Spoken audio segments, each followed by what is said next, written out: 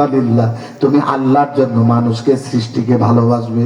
ওয়া তুবগিদা লিল্লাহ, তুমি আল্লাহর জন্য মানুষের সাথে দুশমনি করবে, দূর করে তাড়িয়ে দেবে। তারপরে বললেন তোমার জবানটারে তুমি আল্লাহর জিকির দিয়ে মশগুল রাখবে। এরপরে ওই সাহাবী বলল ওমাজা ইয়া রাসূলুল্লাহ, হুজুর আমার কি আর কোনো কাজ আছে মুমিন সিনার জন্য, মুমিনের আমল? আল্লাহর নবী বললেন আন তুহিব্বা লিন-নাস মা তুহিব্বু লিনাফসিক, আন তাকরাহা লাহু মা তাকরাহু লিনাফসিক। আল্লাহর নবী বললেন শোনো, নিজের জন্য যেইটাকে ভালো মনে করো, মুমিন ভাইয়ের জন্য সেইটাকে ভালো মনে করবে। নিজে যেটা ভালোবাসো ভাইয়ের জন্য সেইটা ভালোবাসবে। ওয়াতাকরাহা লাহু মা তাকরাহু লিনাফসিক, নিজের জন্য যেটা অকল্যাণকর মনে করো, নিজের জন্য যেটা ক্ষতির কারণ মনে করো, অপর ভাইয়ের জন্য সেইটাকে তুমি ক্ষতির কারণ মনে করো। চিৎকারে বলেন না সুবহানাল্লাহ।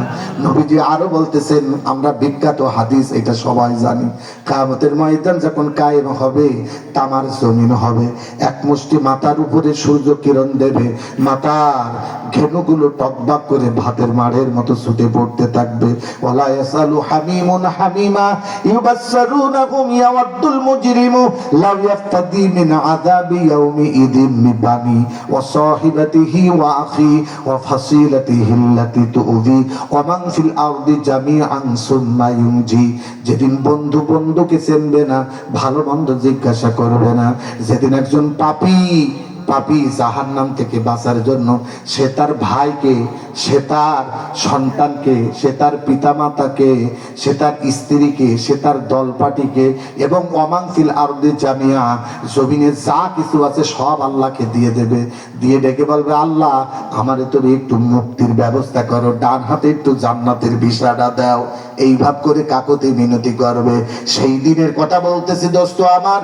আমার নবীজি বললেন ওই দিন সাবাতুই ইয়াজিল্লুহুমুল্লাহু ফি জিল্লিহি লা জিল্লা ইল্লা জিল্লুহু, সূর্যের হাত থেকে, সূর্যের তাপ থেকে বাঁচার জন্য ছায়ার দরকার হবে। ওই দিন আমি আল্লাহর আরশের ছায়া ছাড়া কোনো ছায়া থাকবে না। আল্লাহু আকবার বলেন, লা জিল্লা ইল্লা জিল্লুহু। ওই দিন আল্লাহর আরশের রহমতের ছায়া ছাড়া কোনো ছায়া থাকবে না। সেই দিনের কথা বলতেছে, 7 শ্রেণীর মানুষকে আমি আল্লাহ আমার আরশের তলে ছায়া দেব।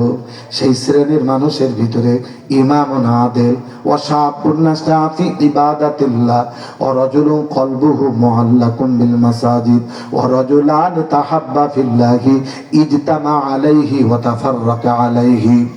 বন্ধুগণ আমার, এই 4 নম্বর বিষয়টা আসতেছে ওয়ারাজুলানে তাহাব্বা ফিল্লাহি ইজতামা আলাইহি ওয়া তাফাররাকা আলাইহি।